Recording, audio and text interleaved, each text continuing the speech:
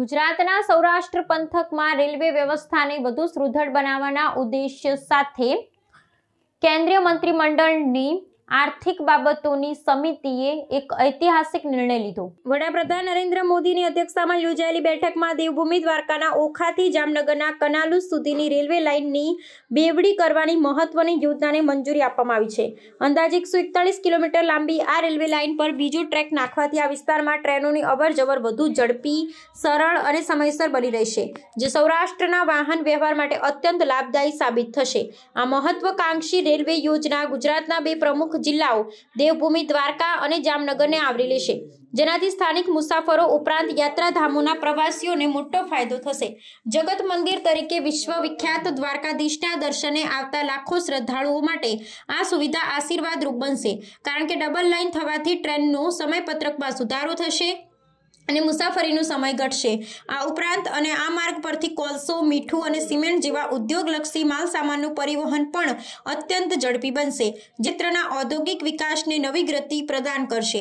કેન્દ્ર સરકાર દ્વારા મંજૂર કરાયેલ અંદાજે 2781 કરોડ રૂપિયાના ખર્ચે સાકાર થશે, જેમાં મહારાષ્ટ્રનો પણ સમાવેશ કરવામાં આવ્યો। રેલવે મંત્રી અશ્વિની વૈષ્ણવે આ અંગે વિગતો આપતા જણાવ્યું હતું કે આ નવી લાઇનોના નિર્માણથી માલ સામાન પરિવહન ક્ષમતામાં વાર્ષિક 18% વધારો થવાની સંભાવના છે।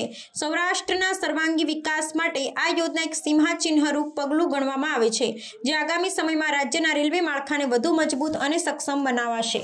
द्वारका जी से कानालुस की डबलिंग का this is a 159 kilometre section Gujarat का। आप देवभूमि द्वारका अगर ये देखें, इसके आगे वाले मैप में दिखाता हूँ।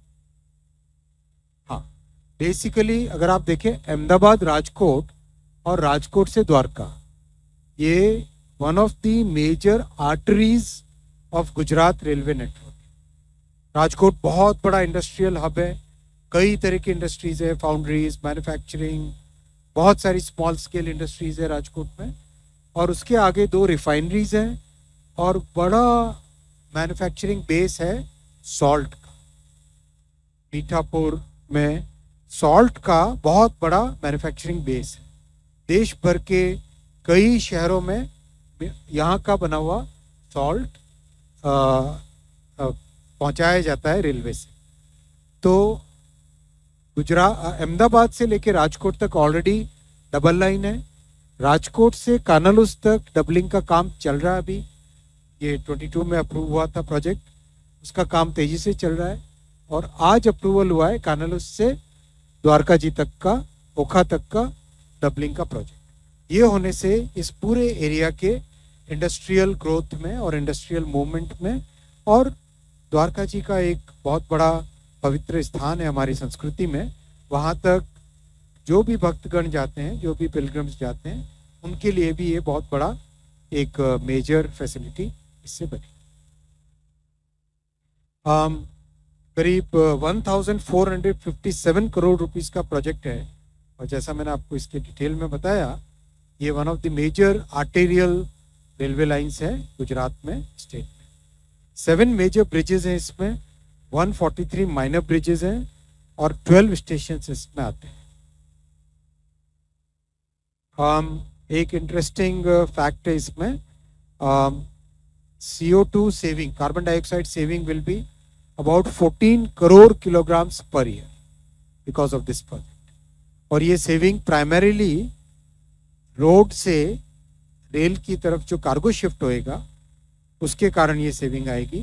About 11 million tons of cargo will be shifted from highway to road because of this project, and this 14 crore kg carbon dioxide basically means this is equivalent to planting 56 lakh trees। 56 lakh trees जितना carbon dioxide बचाते, उतना ये railway line बचाएगी। 2.8 crore litres of diesel will be saved every year, और देश की logistics cost में 311 crore rupees की सेविंग है। जिस तरह से रेलवे का नेटवर्क तेजी से आगे बढ़ रहा है, माननीय प्रधानमंत्री जी ने फोकस्ड वे में रेलवे को आगे बढ़ाया है, उससे देश की लॉजिस्टिक्स कॉस्ट लगातार इस डेवलपमेंट के कारण कम हो रही है।